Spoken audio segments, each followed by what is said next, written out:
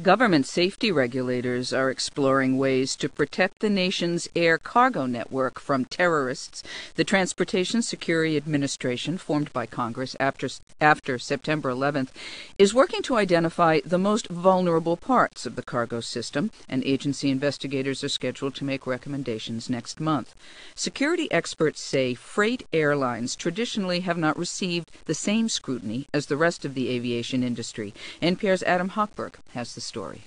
Since September 11th, the government has imposed dozens of new security rules on passenger airlines. Those carriers now are expected to screen employees more thoroughly, examine bags more carefully, and guard their planes more tightly. But there's little in the new safety regulations about cargo jets, the ones that fly packages instead of people. And security expert Thomas Preston of Washington State University says cargo haulers remain vulnerable to terrorists. Most of the attention, I think, by policymakers has been on the passenger airline side because that's where we've had the incident. But when you're thinking of terrorists, you're thinking of adaptive enemies, and they are looking for the vulnerabilities. And I think if we don't increase our security on the air cargo side, we're just asking for an incident. Shippers use two methods to transport air cargo. Some packages are carried in the bellies of passenger planes, while others fly to their destinations on freight aircraft, the big jets operated by UPS, FedEx, and other firms. Safety advocates warn both forms of cargo present potential threats. A presidential commission created after the 1988 Lockerbie bombing said cargo represented what it called a huge gap in aviation security, while a 1997 government report outlined several deficiencies in the freight screening process.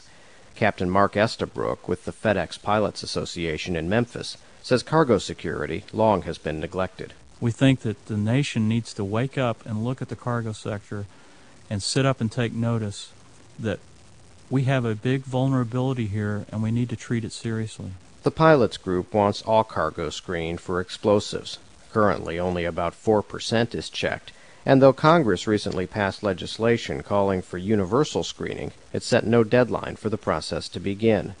Pilots also worry that potential hijackers could get aboard cargo jets, perhaps by sneaking on before takeoff or by impersonating employees. FedEx Captain Kevin Scheiterlein says freight depots often lack security to keep intruders away. You see long rows of fences that are not patrolled. Plus, the buildings themselves are much more porous, with numerous rigs backing up into the open doors, just minor steps away from the ramps themselves. Government regulators concede gaps exist in the cargo security system. They say while their first priority after September 11th was addressing passenger safety, they're now devoting more attention to freight carriers. The Federal Aviation Administration last month ordered cargo airlines to fortify cockpit doors and directed shipping firms to scrutinize new clients more closely. Cargo companies say they've also enacted a number of other security measures on their own. Bill Spohr heads the International Air Cargo Association, an industry trade group. Each cargo airline, I'm thinking particularly the integrators like UPS and FedEx, have put into place very stringent security procedures, and those procedures have been submitted and approved by the FAA. Unfortunately, sometimes it's very difficult to know exactly what they're doing because these programs of necessity are confidential. Spohr says freight companies have hired additional security guards and improved employee screening. He says more safety measures are coming and promises the industry will work with regulators and pilots on a comprehensive set of reforms.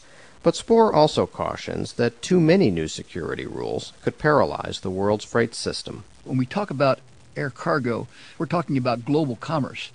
And if indeed some perhaps overzealous security procedures should disrupt the flow of air cargo, then indeed we've lost to the terrorists, because this is exactly one of the points I believe they're looking for, is to upset and disrupt the normal flow of world commerce. Industry leaders point out there have been few security breaches involving domestic cargo airlines. Perhaps the most serious occurred in 1994 when a disgruntled FedEx employee hitching a ride on a cargo flight stormed the cockpit and tried to crash the plane in Arkansas. The three-person crew managed to subdue him after a violent mid-air fight, but the FedEx Pilots Association says the event remains a vivid reminder of how cargo planes can be used as weapons. Adam Hochberg, NPR News.